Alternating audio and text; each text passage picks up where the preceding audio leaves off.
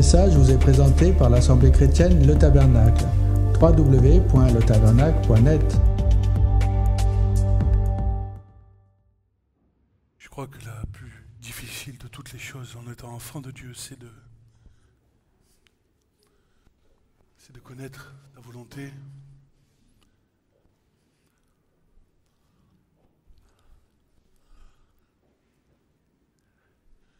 et de s'y conformer. Et tout l'enjeu est là.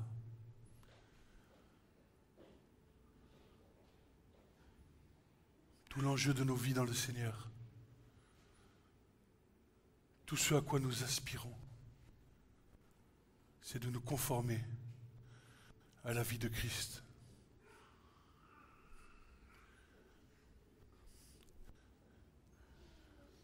Jésus dit ceci à ses disciples.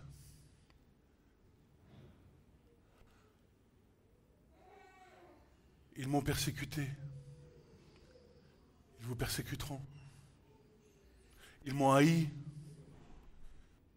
Ils vous haïront.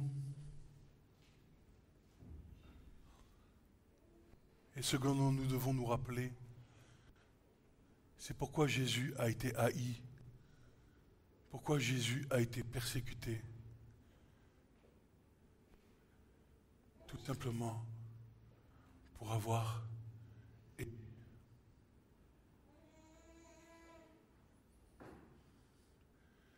aimer à un prix. Aimer, ça coûte. Aimer. Ce monde n'est pas habitué à recevoir de l'amour. Lorsque tu aimes dans ce monde, tu reçois des outrages. Lorsque tu aimes dans ce monde, tu es persécuté. Parce que les autres ne comprennent pas pourquoi toi tu aimes. L'apôtre Pierre dira ceci, ne trouvez-vous pas étrange ce feu au milieu de vous ?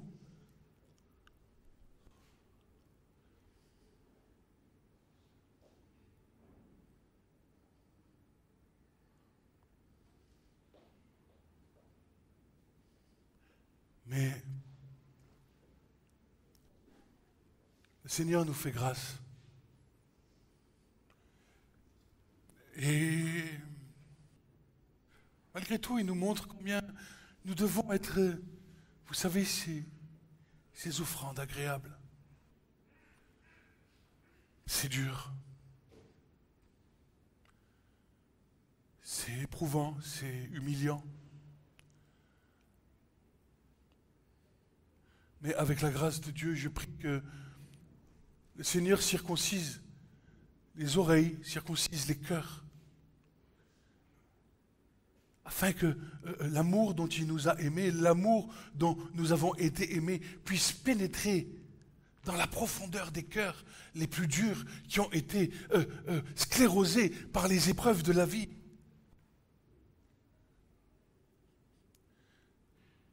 Jésus a aimé Judas qui l'a livré.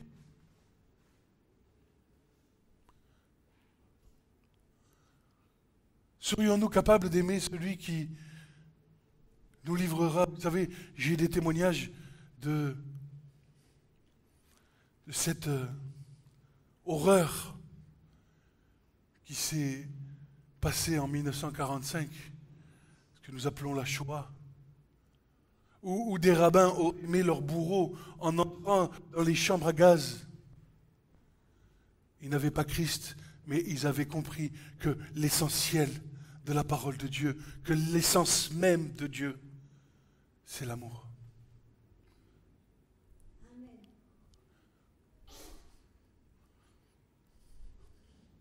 Et nous pouvons parfois naviguer dans l'Écriture. Nous pouvons avoir un tas de connaissances, un tas de révélations. Paul le dit très bien. Paul dit, mais toute ma connaissance, à cause de l'excellence de la révélation de Christ dans ma vie, alors toutes ces choses, je les ai considérées comme de la boue, comme un moins que rien.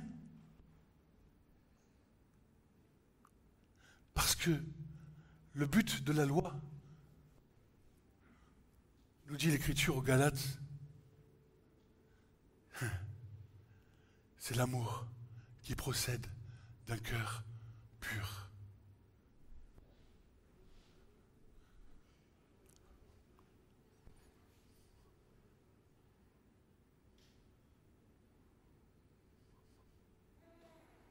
L'amour qui procède d'un cœur pur.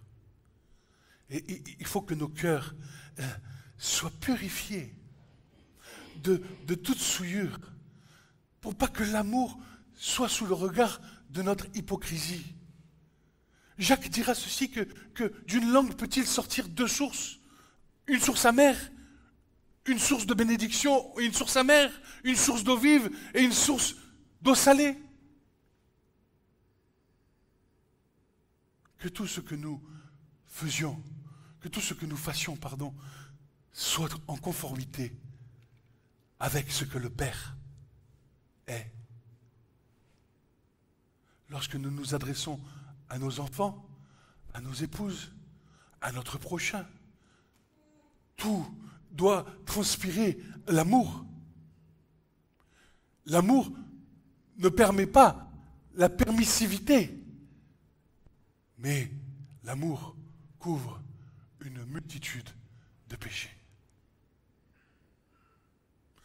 L'amour couvre une multitude de péchés.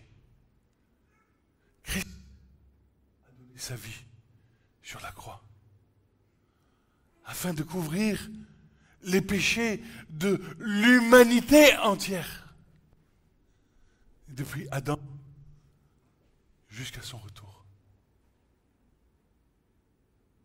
C'est pourquoi l'Écriture nous dit, ayant aimé les siens jusqu'au bout.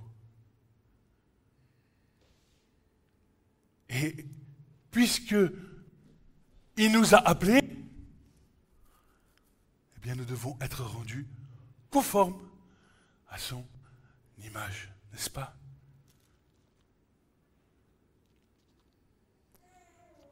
C'est notre plus grand combat. Satan s'oppose à ça. Le diable lui-même s'oppose à ce que nous aimions par-dessus tout. Aimer sans jugement, aimer sans arrière-pensée, aimer sans soupçonner le mal.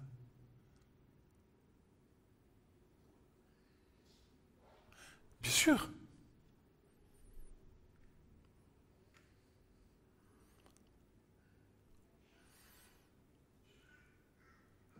à force, ça cause des souffrances. Mais l'Écriture nous a appelés à souffrir, non pas à cause du mal, mais à cause du bien. Et l'Écriture déclare que nous aurons une grande récompense pour ces choses.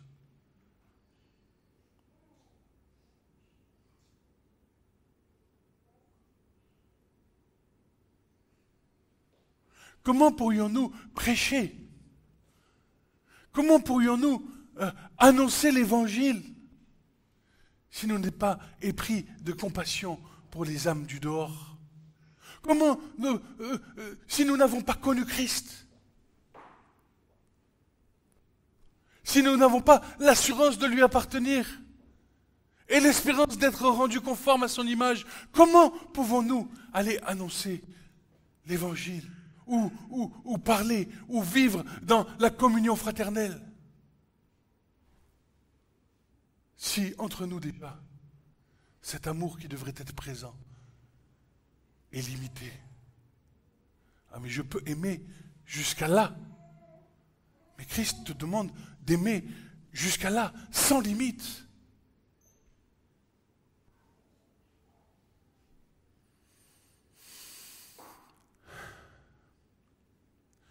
Car le jugement et la condamnation ne nous appartiennent pas.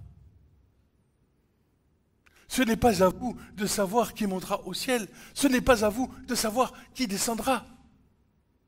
Car c'est à Christ. C'est comme si tu faisais monter Christ ou descendre Christ du trône.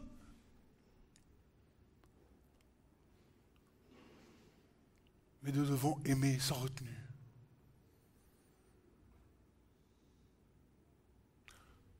aimer, c'est aussi conduire. Aimer, c'est aussi diriger. Aimer, c'est donner des conseils. Aimer, c'est reprendre. Aimer, c'est toutes ces choses. Aimer, c'est Christ. Aimer, ce n'est pas conduire dans un chemin qui éloigne de Dieu, mais un chemin qui rapproche du cœur du Père.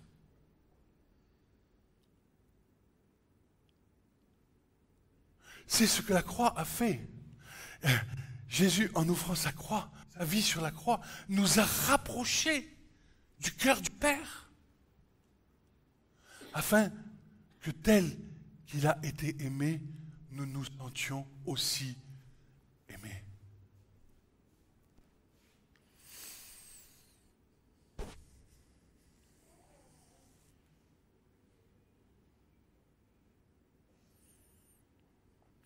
Paul déclare, et si je prêche là-dessus ce matin, c'est parce que plus j'avance dans la foi, dans les vertus, dans la connaissance, dans la patience, dans la tempérance, dans l'affection fraternelle, dans l'amour,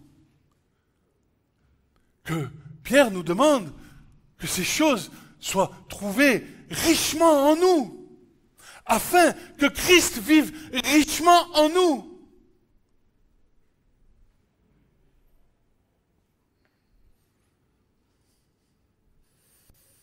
Plus j'avance, plus je regarde avec de l'altitude, et je me dis, mais Seigneur, qu'avons-nous raté? Parce que là où l'Église devrait être glorieuse, d'ailleurs, je vous rappelle que dans l'Apocalypse, écoutez-moi, la seule Église qui n'a pas reçu de réprimande du Seigneur, c'est l'Église de Philadelphie. Philadelphie qui est quoi? L'amour fraternel.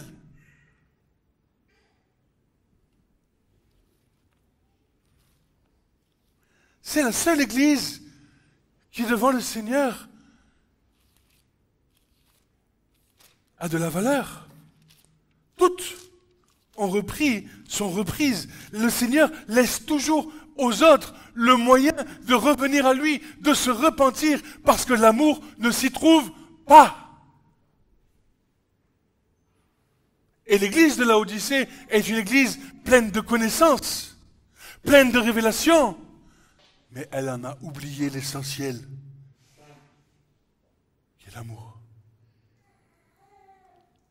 L'amour, ça se vit. L'amour, c'est tous les jours. L'amour, tu te donnes l'un pour l'autre. Tu ne retiens rien.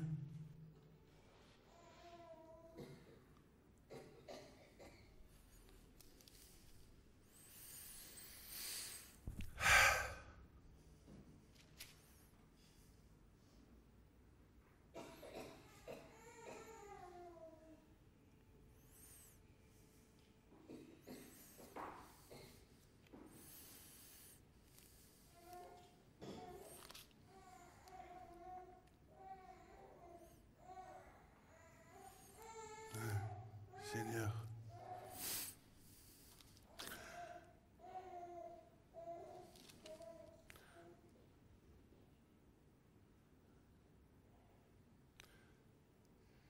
J'aimerais qu'on prenne ensemble le passage de l'Église, Apocalypse 3, à partir du verset 7, nous dit ceci.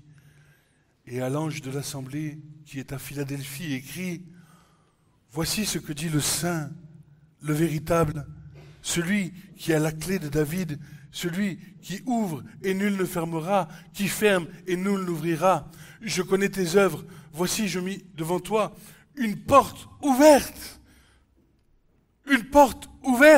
que nul ne peut fermer, car tu as peu de force et tu as gardé ma parole, et tu n'as pas renié mon nom. Voici, je te donne ceux de la synagogue de Satan, qui se disent être juifs, et qui ne le sont pas, mais ils mentent. Voici, je les ferai venir et se prosterner devant tes pieds. Ils connaîtront que moi je t'ai aimé, parce que tu as gardé la parole de ma patience. Moi aussi, je te garderai à l'heure de l'épreuve qui va venir sur la terre habitée tout entière, pour éprouver ceux qui habitent la terre. Je viens bientôt, dit le Seigneur. Tiens ferme ce que tu as, afin que personne ne prenne ta couronne. À celui qui vaincra, je le ferai une colonne dans le temple de mon Dieu. Il ne sortira plus jamais dehors, car j'écrirai sur lui le nom de mon Dieu, le nom de la cité de mon Dieu, de la nouvelle Jérusalem qui descend du ciel d'auprès de mon Dieu, et mon nouveau nom. Que celui qui a des oreilles écoute ce que dit l'Esprit aux assemblées. Une porte ouverte.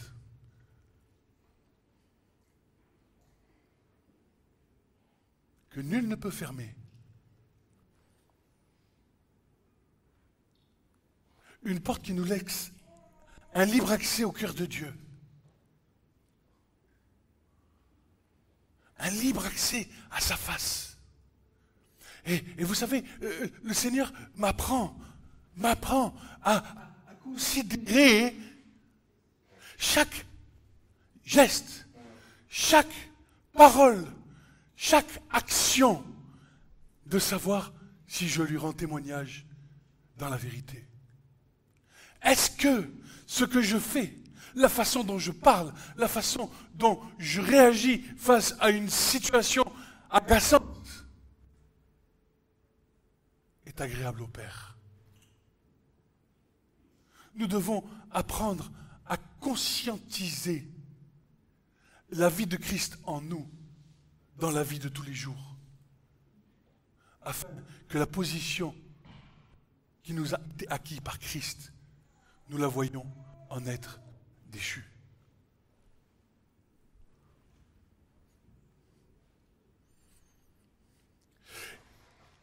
Pierre, je l'ai dit tout à l'heure, mais je vais lire le passage parce que je crois que c'est important pour nous. Peut-être on peut noter ce verset, je ne sais pas. Mais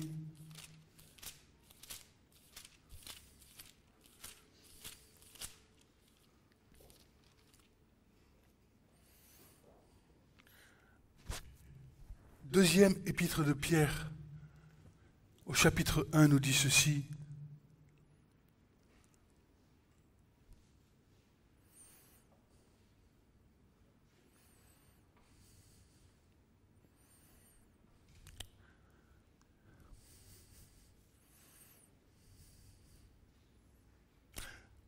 Comme sa divine puissance, 2 Pierre 1, verset 3. Comme sa divine puissance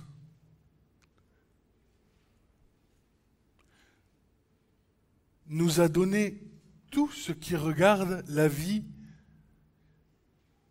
et la piété,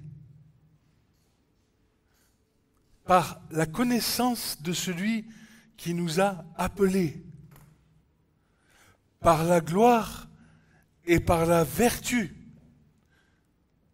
par lesquelles il nous a donné de très grandes et précieuses promesses, afin que par elles, vous participiez à la nature divine, ayant échappé à la corruption qui est dans le monde par les convoitises.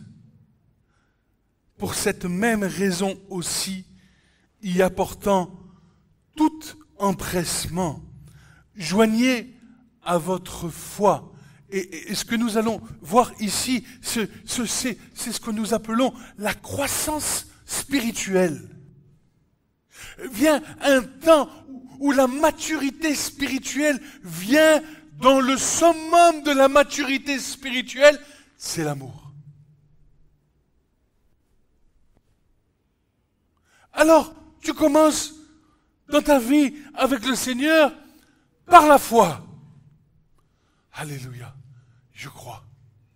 Merci Seigneur, parce que si je crois, alors je sais que ton esprit atteste à mon esprit que je suis ton enfant. Alléluia, c'est bien. Merci Seigneur, et ça c'est le premier pas. Ensuite, Pierre nous dit, joignez à la foi la vertu. Ah, la vertu c'est quoi? C'est les effets de cette foi dans nos vies. Quels sont les effets de cette foi? La paix, la joie, la confiance, l'assurance, l'amour qui commence à naître. Et puis, à cette vertu, chose importante, pour que nous ne demeurions pas oisifs à l'égard de la connaissance de Dieu, la connaissance. Voilà, j'ai la foi, la vertu, et vient la connaissance. La connaissance de l'Écriture. Et à la connaissance, Pierre nous dit la tempérance. Parce que la connaissance, ça peut te faire vriller, ça peut te faire partir dans des chemins qui ne t'amènent pas à Christ. La connaissance enfle, mais l'amour, lui, édifie, ça bâtit. C'est pour ça que Pierre dit, c'est bien la connaissance, mais avec tempérance. Et à la tempérance, la patience. Aïe, aïe, aïe. La patience, Seigneur. Parce que, je vais te dire quelque chose, Christ te montre le but, et entre le moment où il te le montre, et le moment où tu marches, il va falloir que tu apprennes à être patient. Sans oublier la connaissance, sans oublier la vertu, sans oublier la foi, sans oublier toutes les choses qui nous ont été acquises. Marcher dans la patience.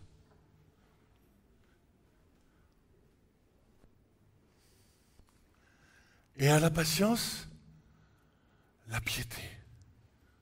Alléluia. Tu sais pourquoi? Tu sais pourquoi la piété? Parce que c'est le degré du temps de prière, du temps de consécration, du temps de relation avec le Seigneur qui va te faire croître dans la connaissance de Christ. Cette piété dans laquelle tu connais Christ, Christ te connaît, il y a une relation d'amour qui s'installe dans ta vie et qui te montre le but à atteindre.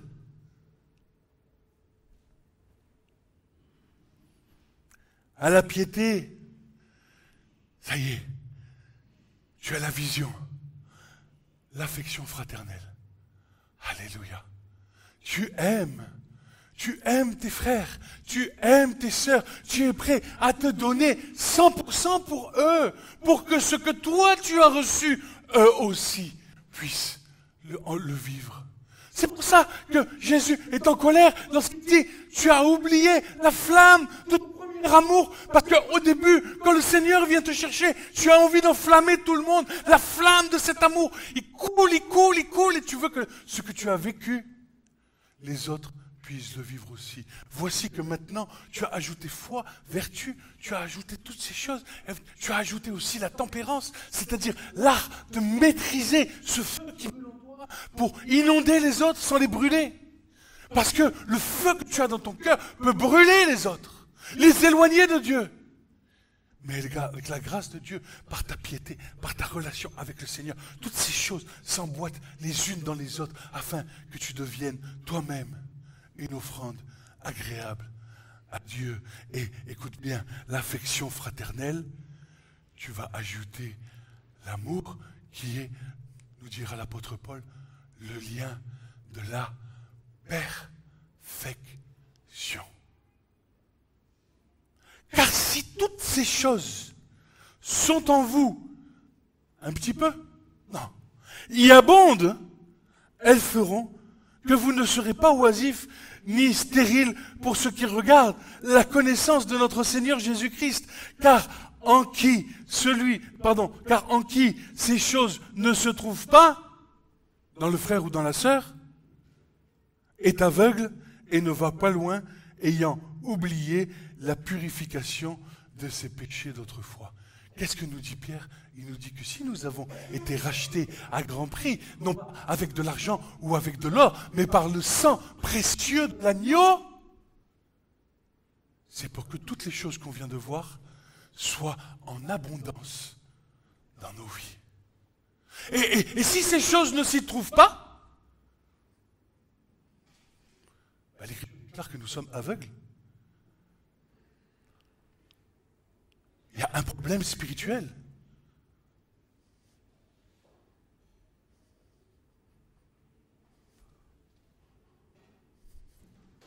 Car le but, c'est quoi?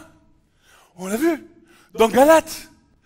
L'amour qui procède d'un cœur pur. Tu veux que ton cœur soit pur?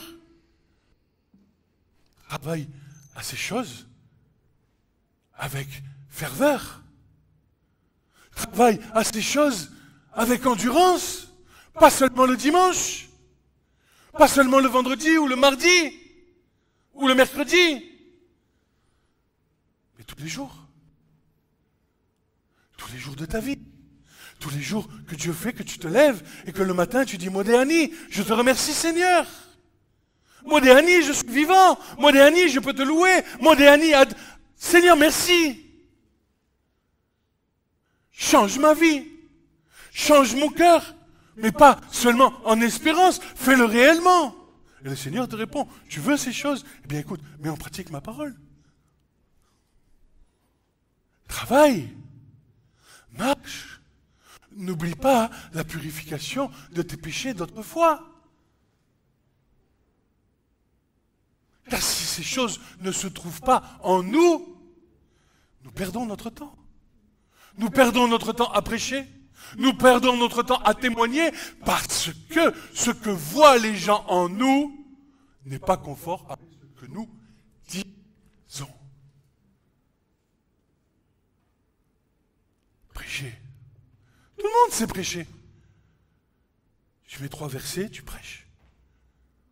Mais ta vie, que dit ta femme de toi? Que dit ton mari de toi? Que disent tes enfants? Que disent tes enfants? C'est tes enfants, c'est les premiers exposés. Sommes-nous capables d'avoir le regard de Jésus sur eux? Car je vais vous dire quelque chose. Eux sont un modèle selon le regard de Jésus. Laissez venir à moi les petits-enfants, car à de tels est le royaume des cieux. Et lorsque je vois la façon dont nos enfants nous aiment, ou les enfants s'aiment entre eux, nous avons à apprendre d'eux. Punis ton enfant, fais-lui mal, tu vas voir combien de temps il va être à te pardonner. Pas longtemps. Pas longtemps. Comment se fait-il qu'il puisse rester de la rancœur? Comment se fait-il qu'il puisse rester des choses qui ne sont pas agréables à Dieu lorsque nous regardons un frère ou une sœur?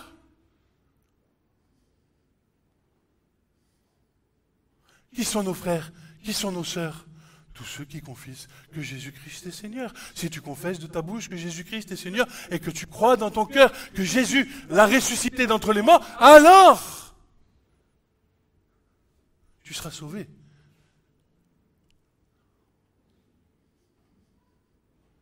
Ça veut dire que celui qui confesse est aussi enfant de Dieu. Il a part à la même participation que toi.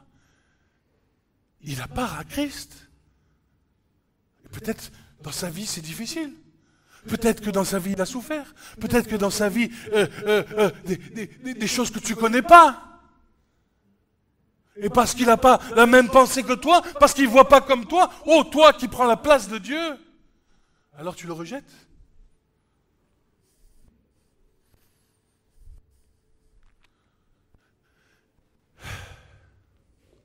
Jésus n'est pas venu faire une religion. Jésus est venu nous attacher au cœur de Dieu. Nous ne fassions plus qu'une seule et même plante avec lui.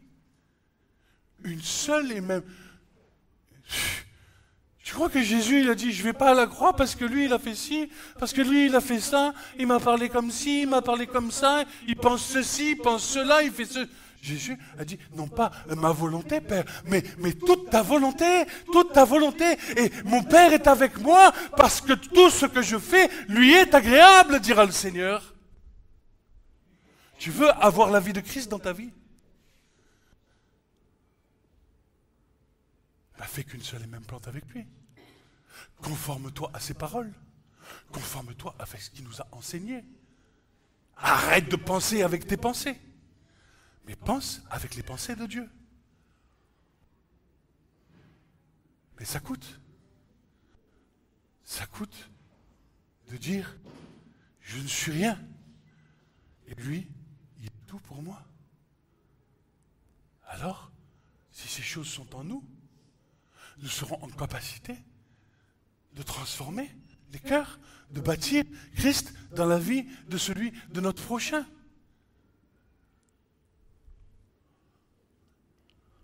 Il y en a, il y a des témoignages de satanistes, des gens qui étaient ennemis du peuple de Dieu, qui ont été touchés par Dieu, à cause de quoi? Parce qu'en fait, l'enfant de Dieu qui était en face, il est allé lui dire, je t'aime, et moi je t'aime. Et toute la puissance de Satan a été brisée en un instant, avec une parole d'amour. Non mais ça remet en question notre façon de penser, notre conception de l'évangile, dans notre génération tordue et perverse.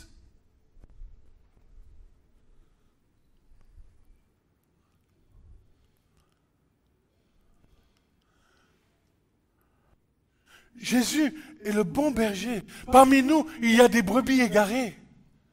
Des brebis qui bêlent, toutes seules, dans le désert, mais qui entendent la voix du Seigneur, mais qui ne connaissent pas le chemin pour aller le rejoindre. Et nous, qui sommes dans la bergerie,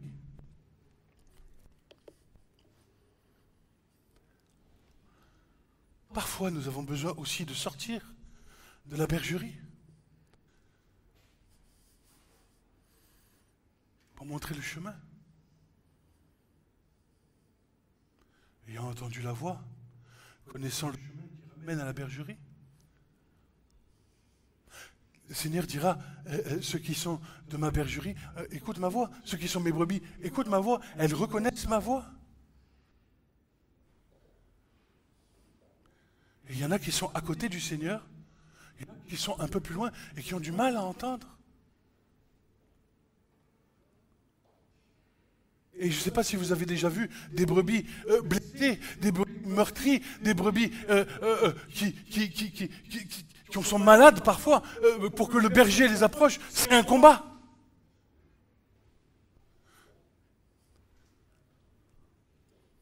Parce qu'elles sont recroquevillées sur elles-mêmes. Elles ont peur.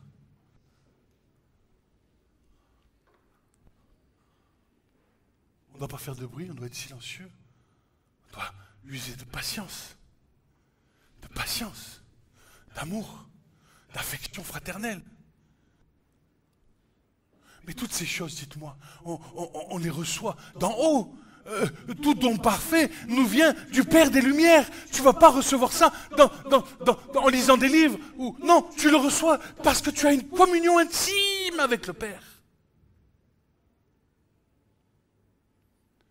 Qui nous montre que la couronne de Jésus, sa couronne d'épines, a libéré toute cette onction qui coule sur le corps. Que nous puissions être des dons les uns pour les autres.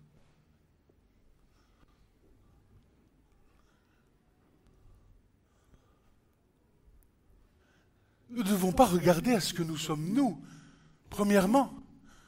Vous savez,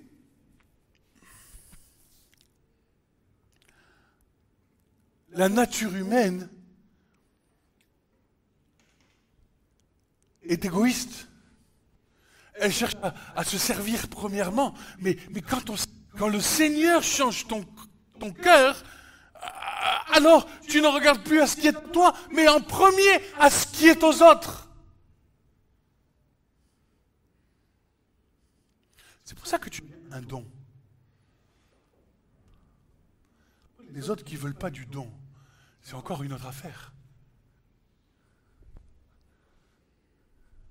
Mais le don continuera de se donner. Le don continuera de se laisser consumer par le feu de l'Esprit sur l'autel.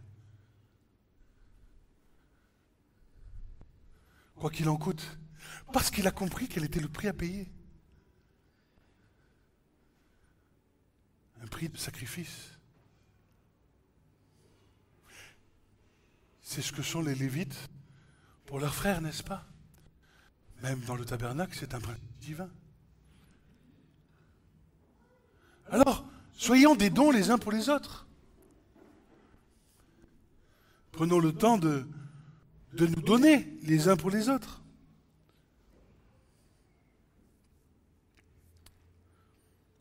Et la principale opposition au don que nous sommes, c'est notre orgueil.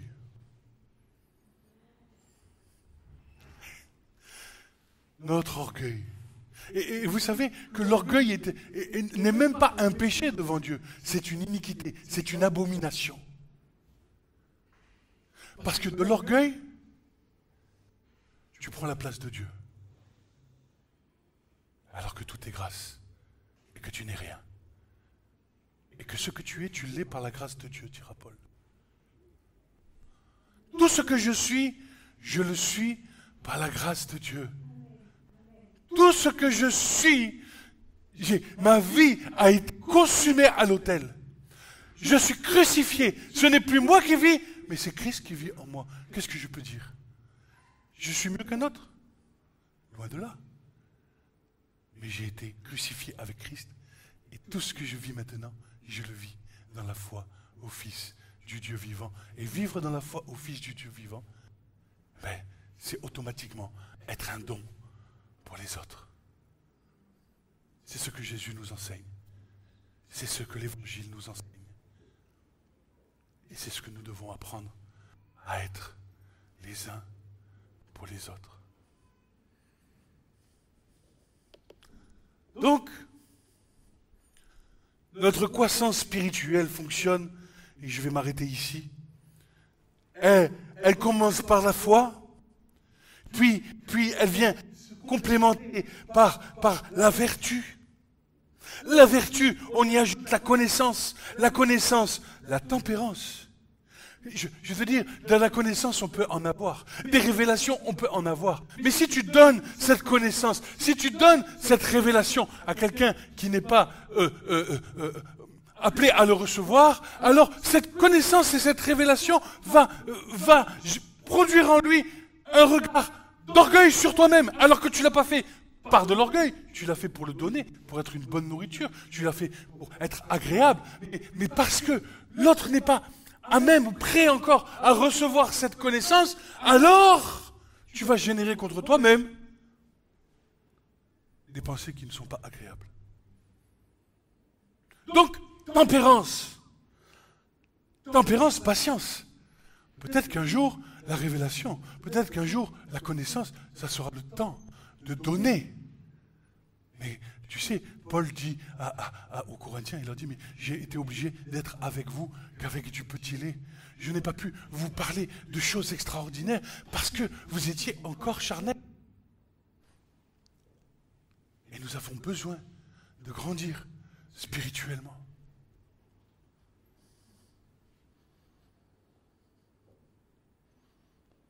Parce que notre espérance ne s'arrête pas à cette vie-là. Notre espérance, elle va jusqu'au-delà du voile, dans l'éternité. Et la connaissance et la révélation est une nourriture pour l'âme, parce que cela nous conduit avec joie dans l'abandon à soi-même.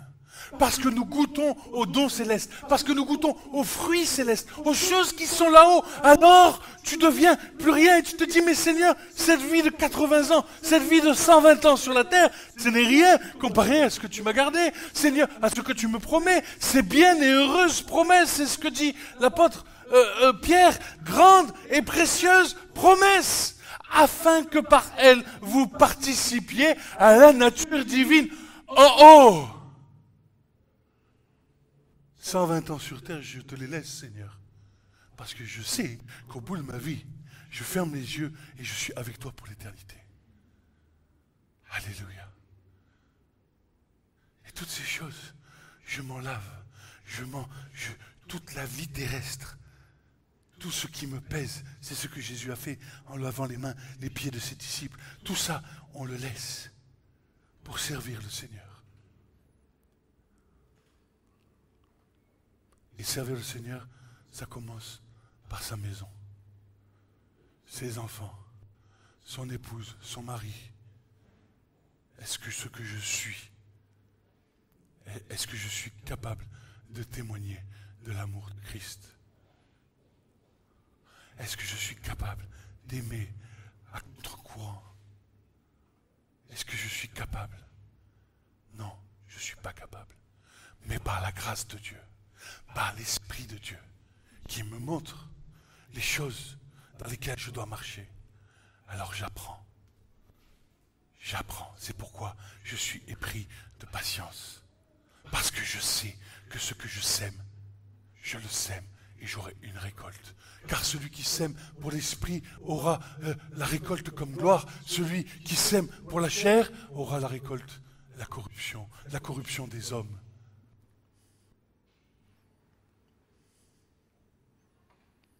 Et nous espérons que Dieu nous fasse grâce et que ces paroles soient plantées dans nos cœurs pour que nous puissions comprendre. Oh, nous disons que nous avons compris. Oh, nous disons tous que nous connaissons le Seigneur. Nous le chantons, nous le louons, nous l'adorons. Amen. Et quoi? Et quoi? Dès que ton fils ou ta fille t'agace, tu t'énerves après lui, tu es plein de rancœur, t'es plein... Non. C'est pas à ça que le Seigneur nous appelle. Le Seigneur nous appelle à être justes, à diriger avec droiture. Mais la droiture ne permet pas les égarements. Nous devons apprendre à nous mettre au niveau de nos enfants. Pour connaître ce qui anime nos enfants. Pourquoi dans certaines actions de leur vie, ils sont comme ça ou comme ça ou comme ça. Nous devons nous mettre à leur... Jésus n'a pas regardé à être une proie arrachée, étant égal, se faisant lui-même l'égal de Dieu.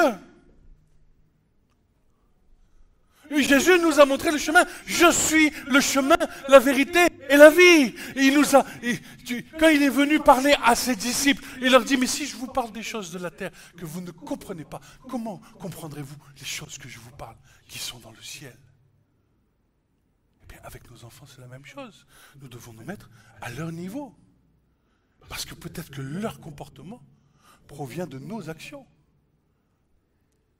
Peut-être que leurs réactions sont liées à nos façons d'être nous-mêmes. Et nous avons le reflet de nous-mêmes. Et nous nous agaçons contre eux, alors que finalement, c'est contre nous-mêmes que nous devrions être agacés.